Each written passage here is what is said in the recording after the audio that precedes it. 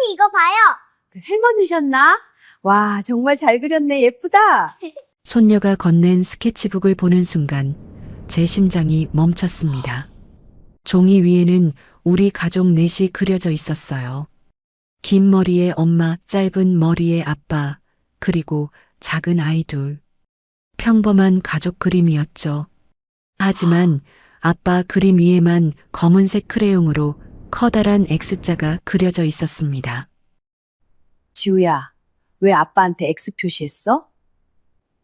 엄마가 그랬어요. 아빠 곧 하늘나라 간대요. 그날 저는 깨달았습니다.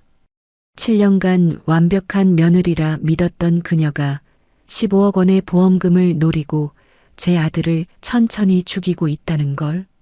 지금부터 제 기막힌 이야기를 들려드리겠습니다. 저는 올해 73인 박영자입니다.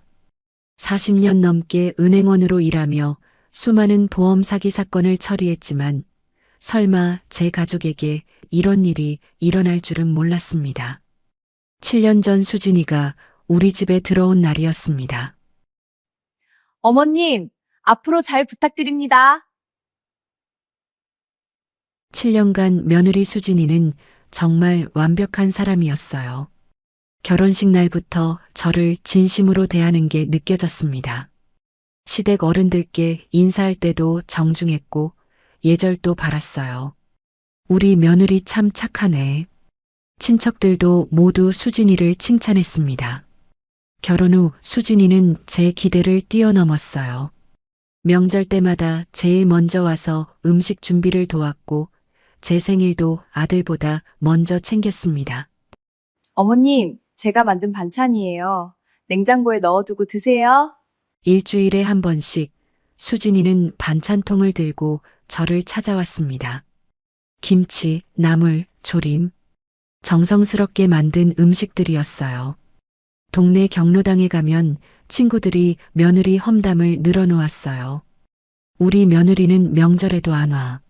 전화도 안 하고 얼굴 보기가 하늘의 별 따기야. 그럴 때마다 저는 자랑스럽게 말했습니다. 우리 며느리는 달라. 일주일에 한 번씩 찾아와. 반찬도 직접 만들어주고. 정말 효녀야. 친구들은 부러워했죠. 영자 씨는 복 받았어. 요즘 세상에 그런 며느리 어디 있어? 저도 그렇게 생각했습니다. 정말 복을 받았다고. 제 아들 민수는 대기업 과장으로 일하고 있었습니다. 42살이었죠. 수진이와 결혼해서 두 아이를 낳았는데 첫째가 8살 지우, 둘째가 5살 지훈이었습니다. 지훈은 똑똑하고 말을 잘하는 아이였어요. 학교에서 받아쓰기 100점 맞았다고 자랑하러 오기도 했죠. 지훈이는 조금 소심했지만 순하고 착한 아이였고요. 할머니, 나 오늘 선생님한테 칭찬받았어. 할머니, 나도 할머니 집에서 자고 싶어. 손주들이 저를 찾을 때마다 가슴이 뿌듯했습니다. 겉으로 보기엔 정말 완벽한 가정이었어요. 안정적인 직장, 현명한 주부, 건강한 아이들. 행복 그 자체였죠. 하지만 그 평화로운 겉모습 아래에서 끔찍한 일이 진행되고 있었다는 걸 저는 전혀 몰랐습니다. 명절 준비로 분주한 어느 일요일이었습니다. 민수네 가족이 놀러 왔을 때였죠. 엄마, 요즘 몸이 좀 이상해요. 민수가 소파에 앉으며 조용히 말했습니다. 얼굴이 평소보다 창백했어요. 이마에 땀도 조금 맺혀 있었고요. 어디가 아픈데? 저는 아들의 이마에 손을 대봤습니다. 열은 없었어요. 소화가 잘 안 되고 자꾸 속이 더부룩해요. 아침에 먹은 게 저녁까지 체해 있는 것 같아요. 그리고 이상하게 계속 목이 말라요. 물을 아무리 마셔도 계속 갈증이 나요. 병원은 가봤어? 아직이요. 회사 일이 너무 바빠서 다음 주에 가려고요. 제가 아들을 더 물어보려는데 부엌에서 수진이가 나왔습니다. 여보, 병원 가자니까요. 제가 몇 번이나 말했잖아요. 수진이의 목소리는 걱정으로 가득했어요. 정말 남편 건강을 염려하는 아내 같았죠. 어머님, 민수 오빠가 요즘 너무 무리하셔서 그래요. 회식도 많고 스트레스도 받고요. 제가 영양제 챙겨드리는데 맛있어서 잘 안 드시네요. 무슨 영양제? 종합 비타민이랑 홍삼 가루요.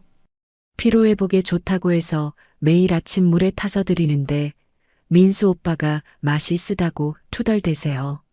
수진이는 언제나 그랬듯 다정한 미소를 지었습니다. 민수야, 며느리 말 들어. 건강이 제일 중요해. 영양제도 잘 챙겨 먹고. 네, 엄마. 하지만 뭔가 이상했어요. 40년 은행 생활 동안 저는 작은 신호들을 읽는 법을 배웠습니다.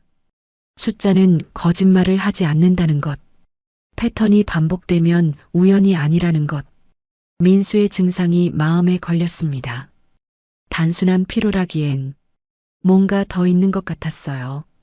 2주 후였습니다. 수진이에게서 전화가 왔어요.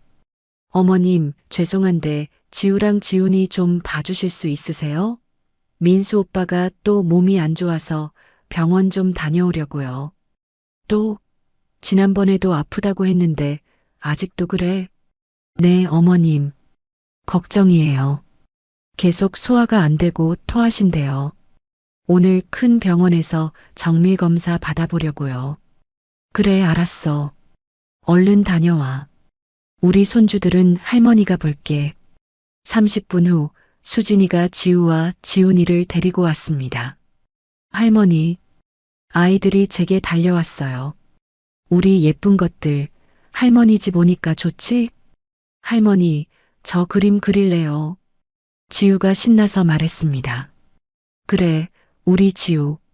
할머니가 스케치북 줄게. 저는 서랍에서 스케치북과 크레용 세트를 꺼내줬어요.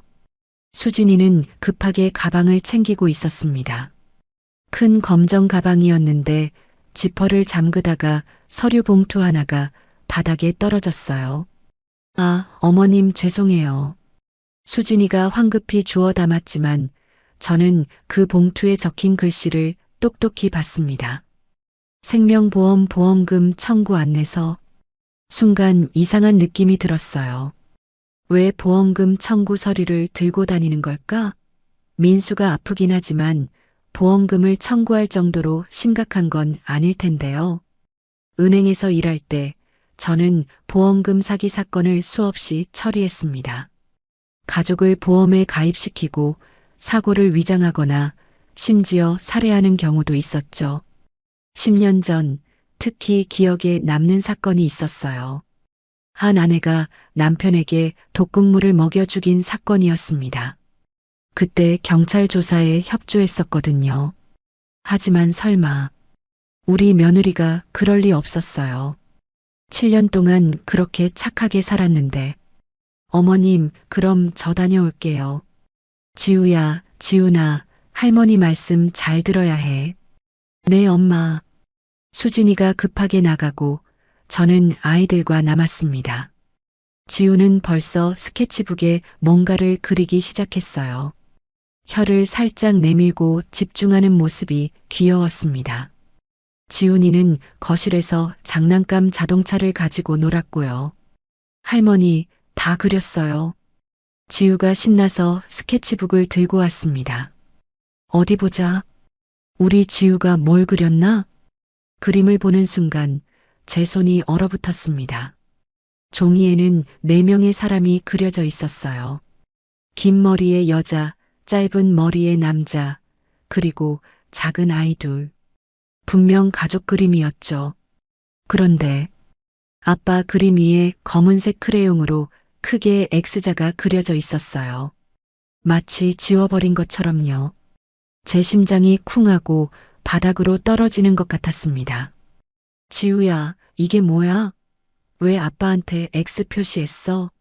엄마가 그랬어요. 지우는 아무렇지도 않다는 듯 대답했습니다. 엄마가 뭐라고? 어젯밤에 엄마가 제 방에 왔어요. 그리고 말해줬어요. 아빠가 곧 하늘나라 간대요. 제 온몸에 소름이 돋았습니다. 그래서 그럼 엄마랑 저랑 지훈이랑 셋이서 산대요. 아빠 없어도 괜찮대요. 지우야, 엄마가 정말 그런 말 했어? 네. 근데 할머니, 아빠 하늘나라 가면 언제 다시 와요?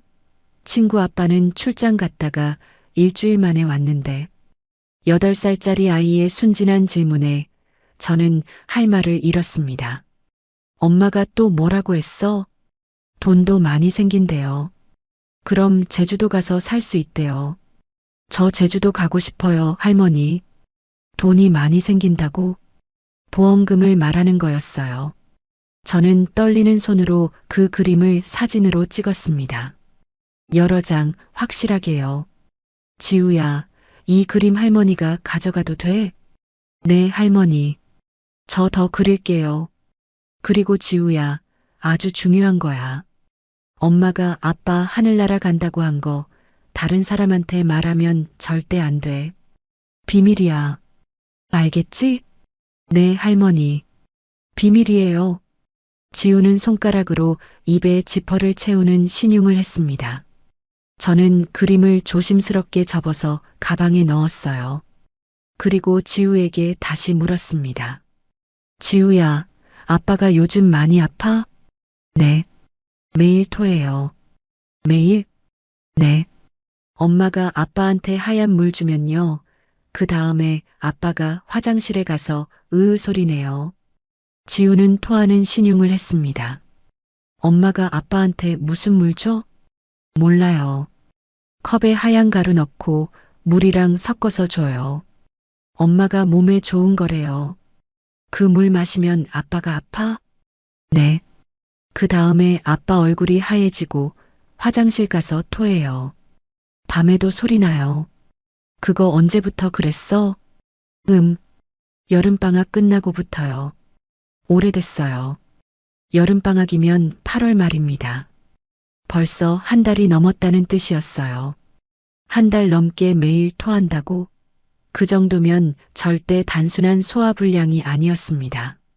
아까 봤던 보험금 청구 서류, 아이가 그린 X자, 매일 토하는 민수, 그리고 곧 하늘나라 간다는 며느리의 말. 모든 퍼즐 조각이 맞춰지기 시작했습니다. 설마, 정말 설마, 수진이가 민수를 죽이려 하고 있는 건 아닐까? 아이들을 돌려보낸 후 저는 혼자 앉아 생각에 잠겼습니다. 10년 전 그 사건이 자꾸 떠올랐어요. 제가 은행 본점 보험팀에서 일할 때였습니다. 한 여자가 남편 명의로 거액의 보험금을 청구했었죠. 남편이 급성 간부전으로 사망했습니다. 보험금 지급해 주세요. 하지만 저는 뭔가 이상하다고 느꼈어요. 보험 가입 시기, 금액, 그리고 사망 원인. 모든 게 너무 완벽했거든요.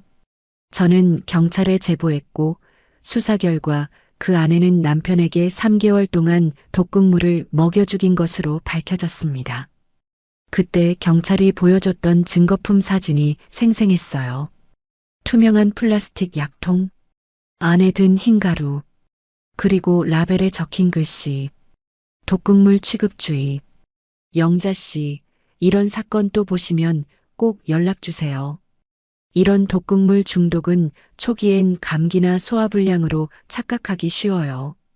그래서 발견이 늦어지죠. 당시 담당 형사가 했던 말이 기억났습니다. 주요 증상이 뭔가요? 소화불량, 구토, 극심한 갈증이 대표적입니다. 치료하지 않으면 6개월에서 1년 안에 위험해질 수 있습니다. 민수의 증상이 딱 그거였어요. 소화불량, 구토, 갈증, 그리고 수진이가 매일 아침 주는 영양제라는 하얀 가루. 저는 더 이상 우연이라고 생각할 수 없었습니다. 김장철이 다가왔습니다. 수진이가 도와달라고 해서 민수네 집에 갔어요. 어머님, 오늘 와주셔서 감사해요. 혼자 하려니까 힘들어서요. 뭘 당연한 거지. 우리 같이 하자. 오전 내내 배추를 절이고 양념을 만들었어요. 점심때가 되자 수진이가 말했습니다. 어머님, 잠깐 마트 다녀올게요. 마늘이 부족한 것 같아요. 30분이면 다녀올게요. 그래, 다녀와. 수진이가 나가고 저는 혼자 남았습니다. 부엌 정리를 하다가 문득 그 생각이 들었어요. 지금이 확인할 기회다. 저는 조심스럽게 주방 서랍을 열기 시작했습니다. 첫 번째 서랍 수저, 젓가락. 두 번째 서랍 행주, 고무장갑. 세 번째 서랍을 열었을 때였습니다. 그곳에서 그것을 발견했어요.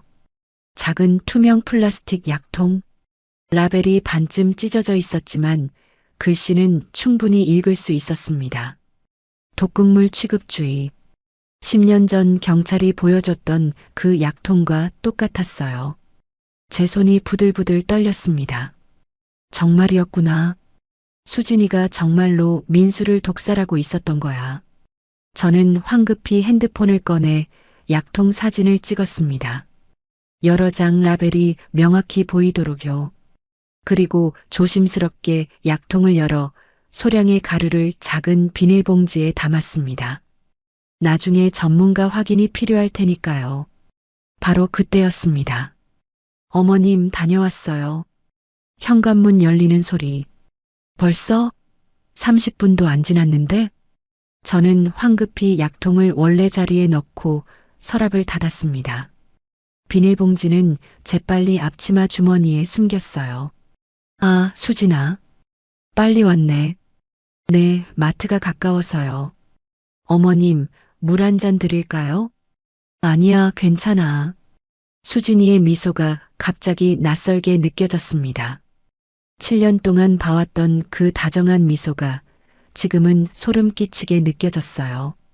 저 미소 뒤에 이런 끔찍한 비밀이 숨어 있었다니. 집으로 돌아온 후 저는 밤새 잠을 이룰 수 없었습니다. 약통 사진을 계속 들여다봤어요. 분명히 독극물이라고 적혀 있었습니다. 다음 날 아침 저는 민수를 불렀습니다. 민수야, 엄마가 할 말이 있어서 점심시간에 회사 근처 카페로 나올 수 있어? 엄마, 무슨 일이세요? 목소리가 심각하신데. 직접 보여줄 게 있어. 꼭 와야 해. 네, 알겠어요. 점심시간 회사 근처 조용한 카페에서 민수를 만났습니다. 민수는 여전히 안색이 좋지 않았어요. 얼굴은 창백했고 눈 밑에 다크서클이 짙게 깔려 있었습니다. 12주 사이에 뺨이 많이 들어간 것 같았어요. 민수야, 너 많이 안 좋아 보인다. 피곤해서 그래요, 엄마. 그런데 무슨 일이세요? 저는 핸드폰을 꺼내 약통 사진을 보여줬습니다. 이거 봐. 어제 내 집 부엌에서 찾았어. 민수가 화면을 들여다봤습니다. 그의 얼굴이 굳었어요. 이게 뭐예요? 독극물이라고 적혀 있어. 그리고 네가 매일 먹는 그 영양제 가루가 바로 이거일 수도 있어. 민수는 잠시 말이 없었습니다. 하지만 곧 고개를 저었어요. 엄마, 그게 무슨 말씀이세요? 수진이가 저한테 독을 먹일 리가 없잖아요. 민수야, 지우가 그린 그림도 봐. 저는 스케치북 사진도 보여줬어요. 아빠에게 X자가 그려진 그 그림을. 지우가 뭐라고 했는지 알아? 엄마가 아빠 곧 하늘나라 간다고 했대. 그리고 돈이 많이 생긴다고 했대. 민수의 표정이 복잡해졌습니다. 엄마, 그건 아이가 잘못 이해한 거예요. 잘못 이해했다고? 민수야, 내 증상 좀 봐.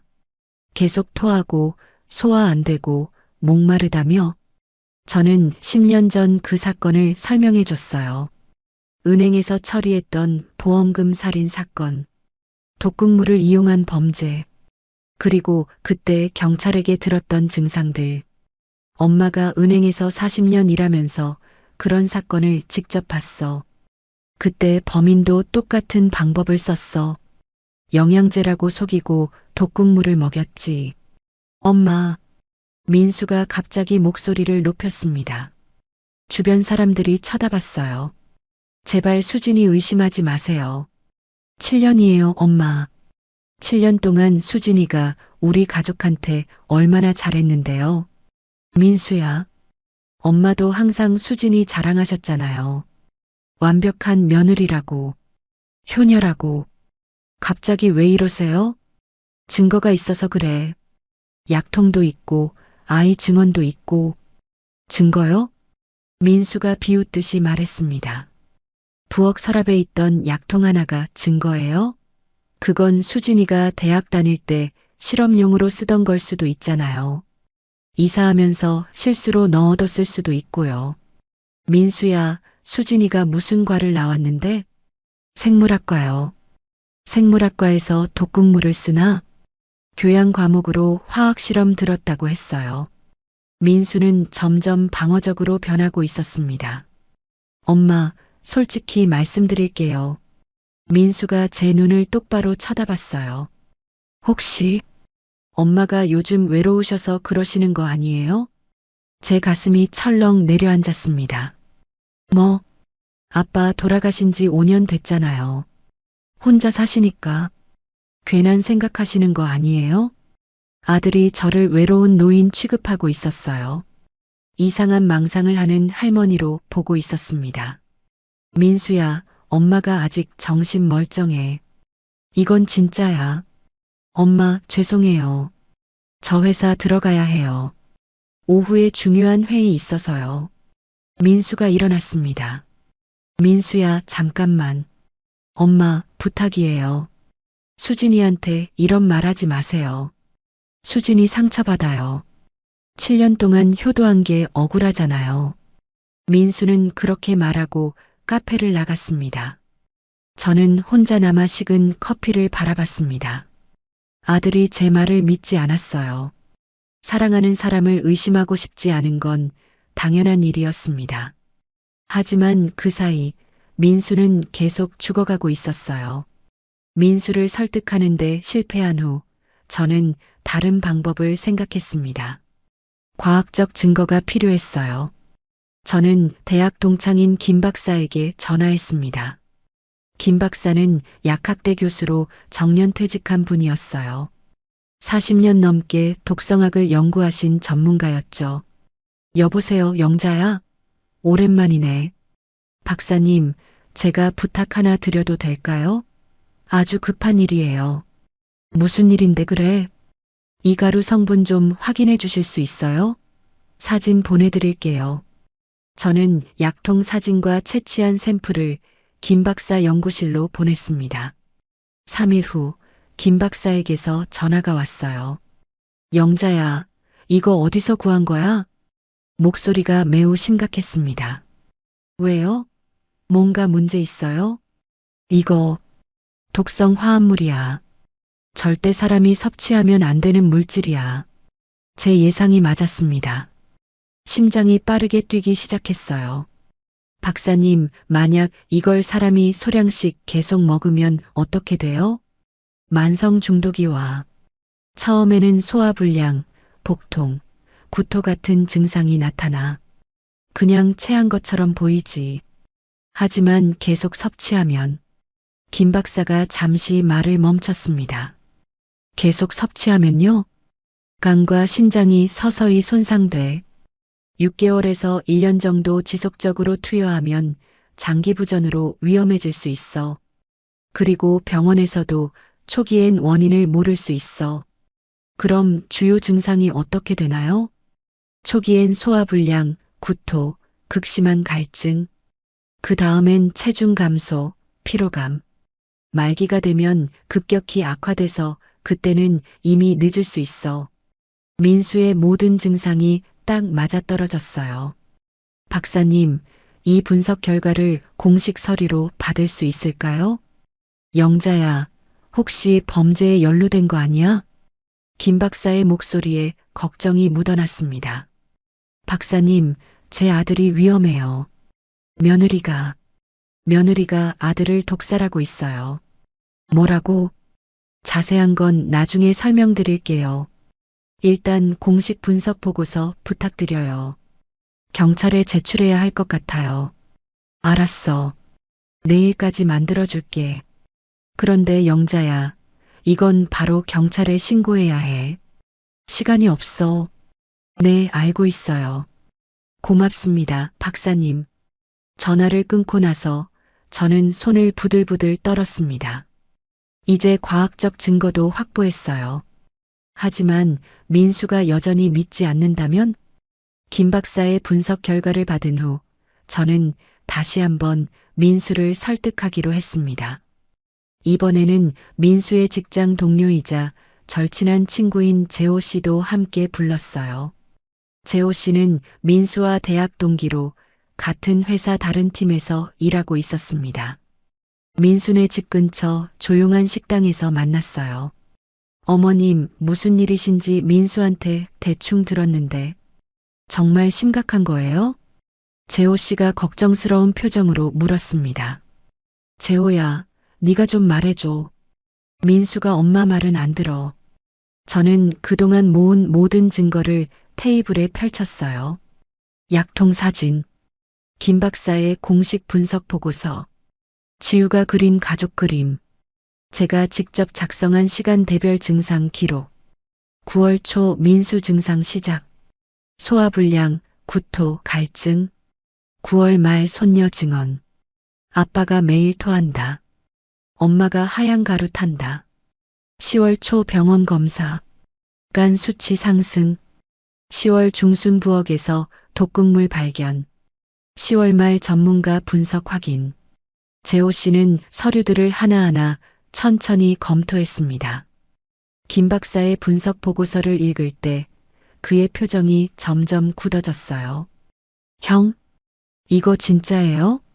재호 씨가 민수를 쳐다봤습니다. 이 가루가 정말 독성 물질이라는 거예요? 아니야, 재호야. 민수가 고개를 저었습니다. 저도 처음엔 놀랐어. 근데 어제 수진이한테 물어봤거든. 다 설명이 돼. 무슨 설명이요? 수진이가 대학 다닐 때 화학 실험 과제용으로 받았던 거래. 졸업하고 나서 버려야 했는데 깜빡하고 이사 올 때 가져왔대. 그게 실수로 부엌 서랍에 들어간 거야. 재호 씨가 한숨을 쉬었습니다. 민수 형, 그게 말이 돼요? 독극물을 10년 넘게 집에 보관했다고요? 수진이가 잊어버리고 있었대. 라벨도 찢어져서 뭔지도 몰랐고, 민수는 여전히 아내를 변호하고 있었어요. 그럼 형 증상은 뭐예요? 재호 씨가 다그쳤습니다. 계속 토하고 간 수치 올라가고 체중도 5kg나 빠졌잖아요. 이게 단순 스트레스예요? 재호야, 요즘 회사 일이 정말 힘들어. 너도 알잖아. 구조조정 얘기 나오고 실적 압박받고. 그래도 이 정도는. 그리고 어머니. 민수가 저를 쳐다봤어요. 어머니가 요즘 많이 외로우세요. 아빠 돌아가신 후로 혼자 사시니까. 그래서 괜한 걱정을 하시는 것 같아요. 제 가슴이 또 철렁 내려앉았습니다. 아들이 또다시 저를 외로운 노인 취급하고 있었어요. 민수야. 저는 참지 못하고 목소리를 높였습니다. 엄마가 40년 동안 은행에서 일했어. 보험금 사기 사건을 직접 처리했다고. 10년 전에도 비슷한 사건 있었어. 그때 범인도 독극물 썼어. 증상도 똑같았고 방법도 똑같았어. 엄마, 그때 그 사건이랑 지금이랑 무슨 상관이에요? 패턴이 똑같아. 장기간 소량 투여, 영양제로 위장, 보험금 노리고. 보험금이요? 재호 씨가 끼어들었습니다. 어머님, 혹시 보험 얘기는 확인하셨어요? 아, 그게. 저는 수진이가 떨어뜨린 보험금 청구 서류 봉투를 봤다고 말했어요. 그건 민수가 설명하려 했지만 재호 씨가 말을 끊었습니다. 형, 혹시 형 명의로 생명보험 몇 개나 들어있어요? 하나 있어. 수진이가 작년에 들었어. 혹시 모를 일에 대비하자고. 얼마짜리요? 잘 모르겠어. 3억인가? 재호 씨가 고개를 끄덕였습니다. 어머님, 제가 확인해 볼 방법이 있을 것 같아요. 형 동의만 있으면 보험 조회 서비스로 확인할 수 있어요. 그럴 필요 없어, 재호야. 민수가 손사래를 쳤습니다. 수진이한테 물어보면 돼. 숨길 거 없어. 형, 그냥 확인만 해봐요. 의심하는 게 아니라 어머님 안심시켜 드리려고요. 재호 씨의 설득에 민수는 마지못해 동의했습니다. 다음 날 재호 씨에게서 전화가 왔습니다. 어머님, 큰일 났어요. 재호 씨의 목소리가 떨리고 있었어요. 왜? 무슨 일이야? 민수 형 명의로 생명보험이 5개나 있어요. 5개? 네. 각각 3억씩. 총 15억 원어치예요. 그리고 다 작년 12월부터 올해 3월 사이에 가입됐어요. 제 머릿속이 하얗게 비었습니다. 15억 원. 민수가 아프기 시작한 게 8월이었어요. 보험 가입은 그 몇 달 전. 완벽하게 계획된 범죄였습니다. 재호야, 민수는 알아? 아직 못 말했어요. 어떻게 말해야 할지. 내가 말할게. 증거 서류 좀 보내줄 수 있어? 네, 지금 바로 보내드릴게요. 재호 씨가 보내준 보험 조회 결과를 받고 나서 저는 경찰에 연락했습니다. 증거가 충분하지만 더 확실한 증거가 필요합니다. 피의자의 집에서 직접 확인해야 합니다. 담당 형사가 말했어요. 하지만 영장 없이는 들어갈 수 없습니다. 피해자분이 동의하시면 함께 가실 수 있습니다. 민수를 설득할게요. 저는 민수에게 재호 씨가 조회한 보험 내역을 모두 보여줬습니다. 15억 원의 생명보험, 민수 모르게 가입된 5개의 증권, 수익자는 모두 수진이. 이게 정말이에요? 민수의 목소리가 떨렸습니다. 그래. 재호가 정식으로 조회한 거야. 수진이가 내 명의로 15억 원을 들어놨어. 네가 죽으면 수진이가 다 받는 거야. 민수는 한참을 말없이 서류를 들여다봤습니다. 민수야, 엄마 말 믿어줄래? 이제는? 엄마, 저 어떻게 해야 해요? 일단 집에 가서 확인해 보자. 엄마랑 같이. 경찰이 함께 갈 거야.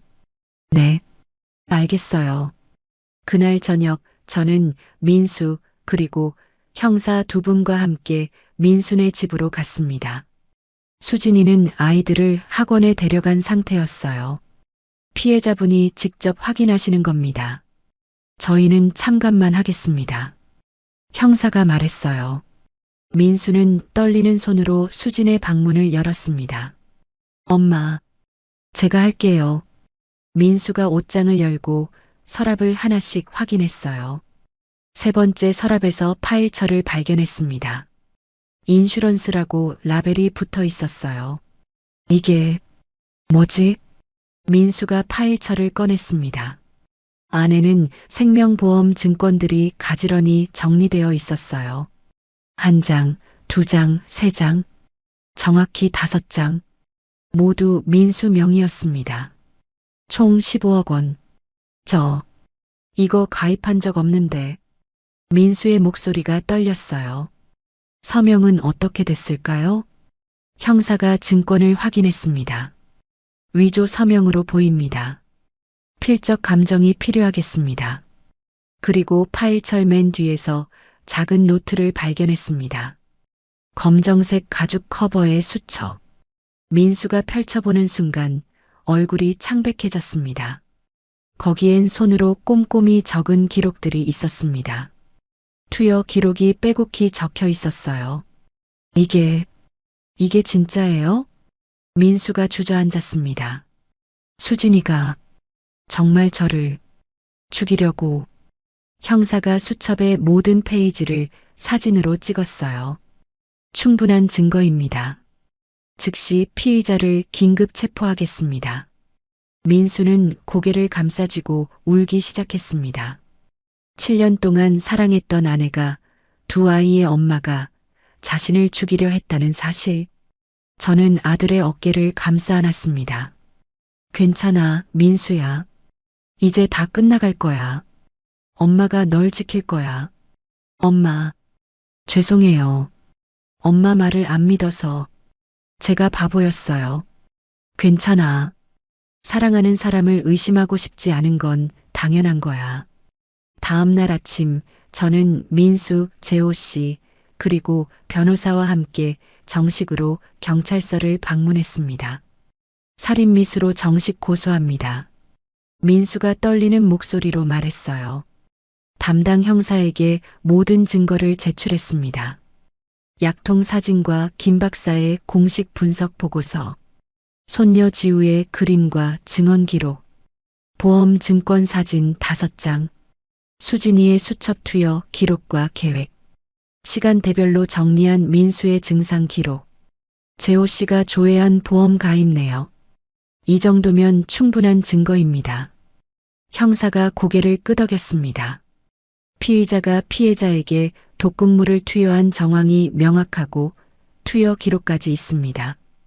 게다가 15억 원의 보험금을 노린 계획적 범행으로 보입니다. 형사님, 제 아들이 위험합니다. 수첩에 보면 12월 말이 목표라고 적혀 있어요. 알겠습니다. 즉시 수사에 착수하겠습니다. 내일 새벽에 피의자를 정격 체포하겠습니다. 그 전에 피해자분을 지금 당장 병원에 모시고 가세요.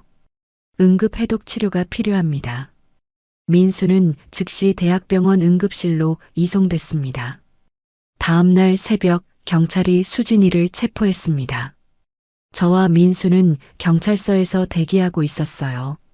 민수는 어젯밤 병원에서 응급 처치를 받고 왔지만 체포 현장에는 가지 않았습니다. 1시간 후 수진이가 수갑을 찬 채로 경찰차에서 내렸습니다. 박수진 씨 살인미수 혐의로 긴급 체포합니다. 무슨 소리예요? 저는 아무것도 안 했어요. 수진이는 소리쳤습니다.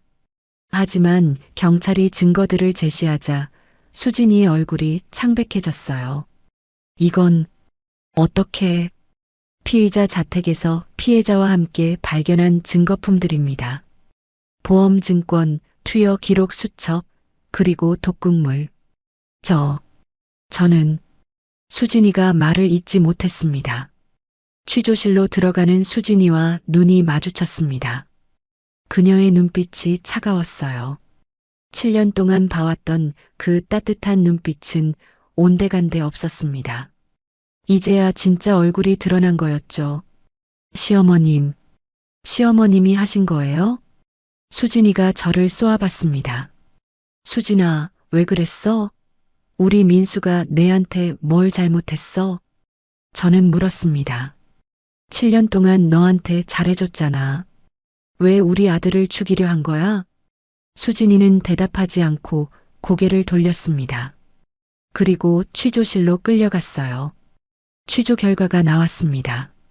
수진이는 반나절을 버티다가 결국 모든 걸 자백했어요.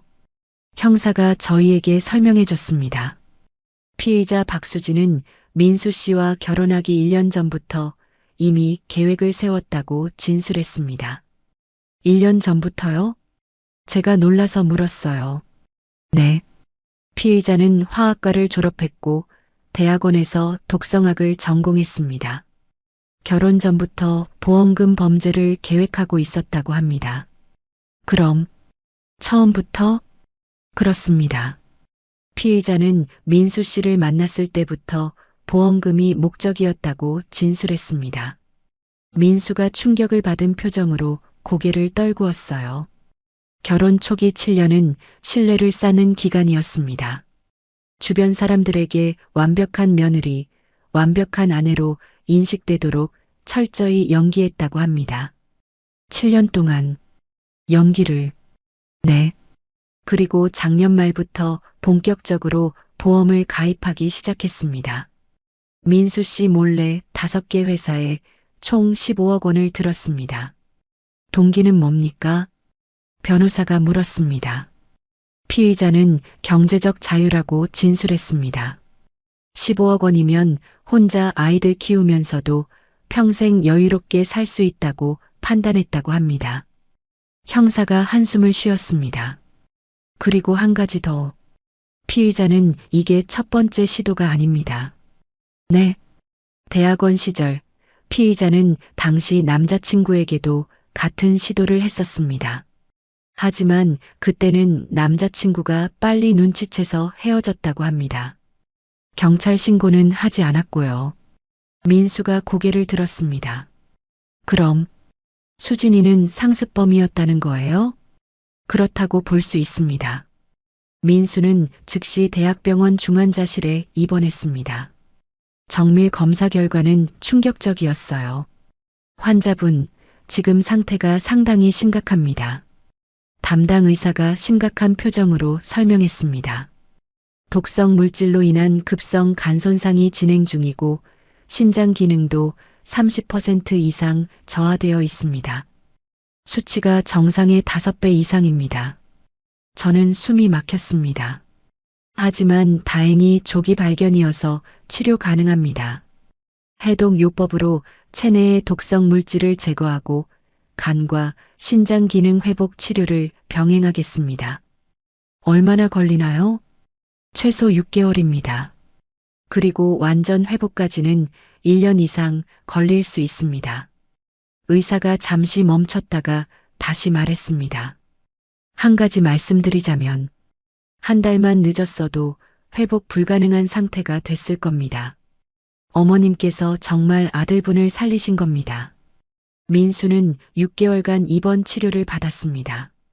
특수해독요법으로 체내의 독성 물질을 제거하는 과정이었어요. 매일 링거를 맞고 독소 배출을 위한 약물 치료를 받았습니다. 고통스러운 시간이었어요. 민수는 약 부작용으로 매일 구토했고 온몸이 아프다고 했습니다. 머리카락도 많이 빠졌고요. 엄마, 저 살 수 있을까요? 병상에 누운 민수가 제 손을 잡으며 물었습니다. 당연하지. 우리 민수는 꼭 나을 거야. 엄마, 정말 미안해요. 처음엔 엄마 말을 안 믿어서 엄마를 이상한 사람 취급했잖아요. 괜찮아. 네가 수진이를 사랑했으니까 그럴 수밖에 없었어. 엄마가 아니었으면 전 죽었을 거예요. 정말 고마워요. 민수가 눈물을 흘렸습니다. 저도 눈물이 났어요. 하지만 이제 괜찮았습니다. 제 아들이 살아있으니까요. 3개월 후 민수의 간과 신장 수치가 조금씩 좋아지기 시작했습니다. 6개월 후 민수는 퇴원할 수 있었어요. 민수가 입원한 지 3개월 후 수진이의 재판이 시작됐습니다. 검사는 이 사건을 대한민국 보험금 살인 미수 사건 중 가장 치밀하고 잔인한 범죄라고 규정했어요.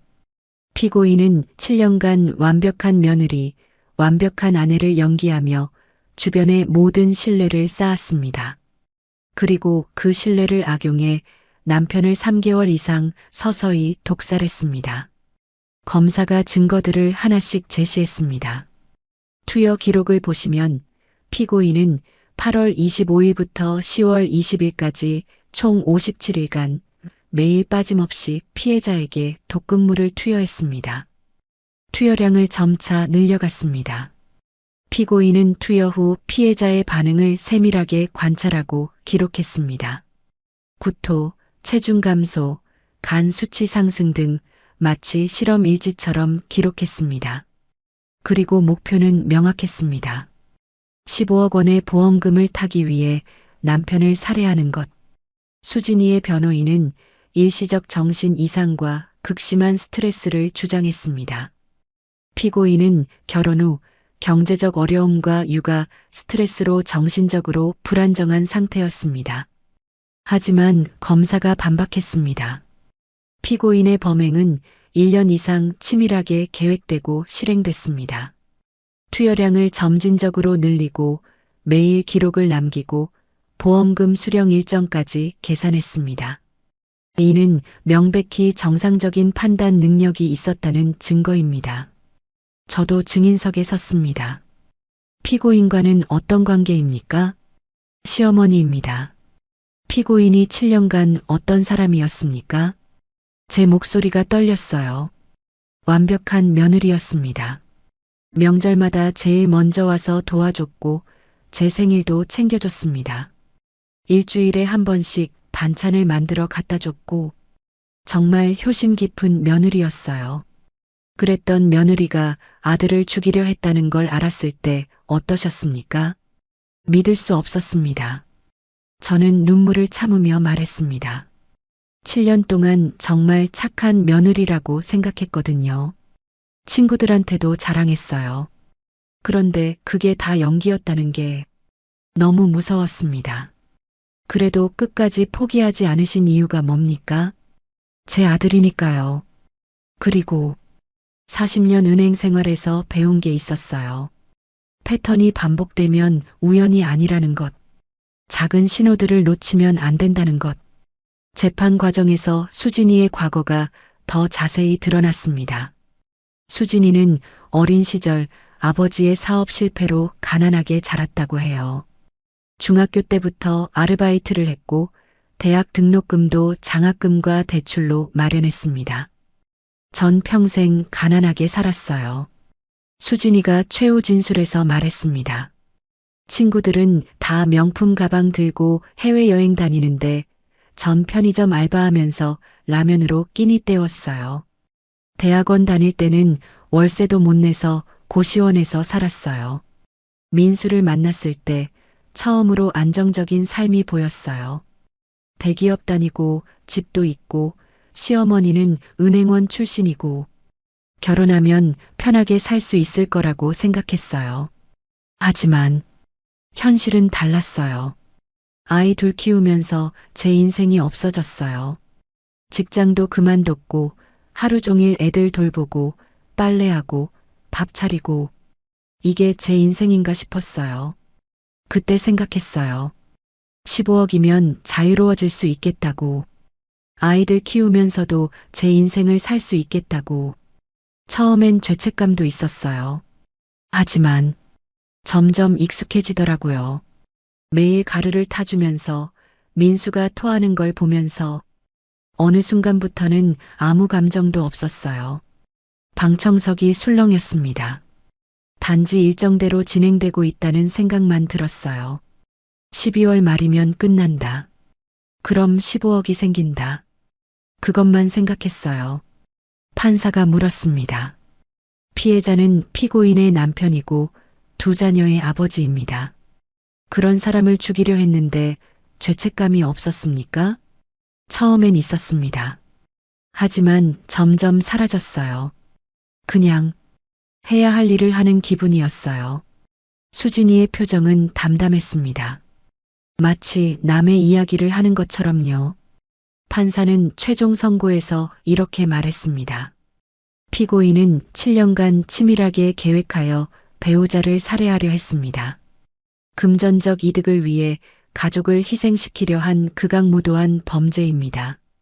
특히 두 자녀에게 아버지가 곧 죽는다고 말하며 심리적 학대를 가한 점, 시어머니가 의심할 때도 끝까지 연기하며 범행을 지속한 점을 고려할 때 죄질이 매우 불량합니다. 피고인에게 징역 20년을 선고합니다. 수진이는 법정에서 끝까지 표정 변화가 없었어요. 마치 판결이 자신과 무관한 것처럼요. 수진이가 수감된 지 이제 1년이 넘었습니다. 민수는 치료를 마치고 건강을 완전히 회복했어요.肝과 심장 기능도 정상으로 돌아왔고 6개월 전에 회사에도 복직했습니다. 엄마, 오늘 회사에서 승진 발표 났어요. 정말? 축하해, 민수야. 과장에서 차장으로 올랐어요. 부서장님이 그러시는데 제가 돌아온 후로 일을 정말 열심히 한대요. 그래, 잘했어. 엄마 덕분이에요. 엄마가 저를 살려주셨으니까. 이제 제가 엄마를 모실게요. 민수는 이제 완전히 예전의 밝은 모습을 되찾았습니다. 아이들은 아직 정확한 진실을 모릅니다. 할머니, 엄마 언제 와요? 지우가 가끔 물어봅니다. 엄마는 멀리 일하러 가셨어. 오래 걸릴 거야. 얼마나요? 한참. 아주 오래. 그럼 저 할머니랑 계속 살래요. 할머니가 더 좋아요. 지우가 제 품에 안겼습니다. 지훈이도 이제는 엄마라는 말을 거의 하지 않아요. 대신 저를 더 많이 찾습니다. 나중에 아이들이 좀 더 크면 15살쯤 되면 천천히 설명해 줄 생각이에요. 저는 지금 민수와 아이들과 함께 살고 있습니다. 민수네 집을 팔고 더 넓은 집으로 이사했어요. 너무 많은 일이 있었던 그 집에서 계속 살 수는 없었거든요. 할머니, 오늘 학교에서 칭찬받았어. 선생님이 제 그림이 제일 예쁘대요. 할머니, 나 태권도 노란띠 땄어. 관장님이 엄청 잘한다고 했어. 손주들이 저를 찾을 때마다 가슴이 뿌듯합니다. 이 아이들과 민수를 지켜낸 게 얼마나 다행인지 모릅니다. 토요일 오후 우리 셋은 자주 공원에 갑니다. 할머니, 저 그네 탈래요. 나는 시소. 아이들이 뛰어노는 모습을 보며 저는 벤치에 앉아 생각합니다. 만약 제가 그날 지우의 그림을 무심코 넘겼다면? 만약 40년 은행 경력이 없었다면? 만약 10년 전 그 사건을 몰랐다면? 만약 제가 수진이의 연기에 계속 속았다면? 아마 민수는 지금 이 세상에 없었을 겁니다. 그리고 수진이는 15억 원을 받아 새로운 삶을 살고 있었겠죠. 생각만 해도 끔찍합니다. 여러분, 지금까지 73 박영자 할머니의 이야기를 들어주셔서 감사합니다.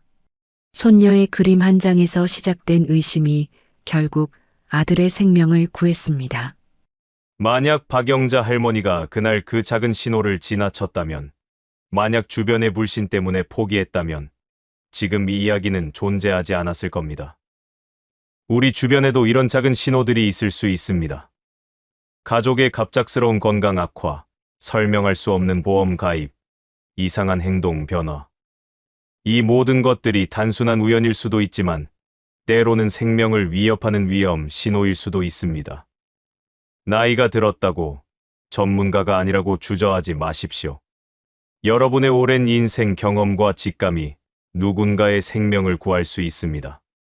의심스러운 상황이 있다면 반드시 전문기관에 상담하시기 바랍니다. 이 이야기를 끝까지 들어주신 분이 계시다면 잘 들었다고 댓글 하나만 남겨주세요. 감사합니다.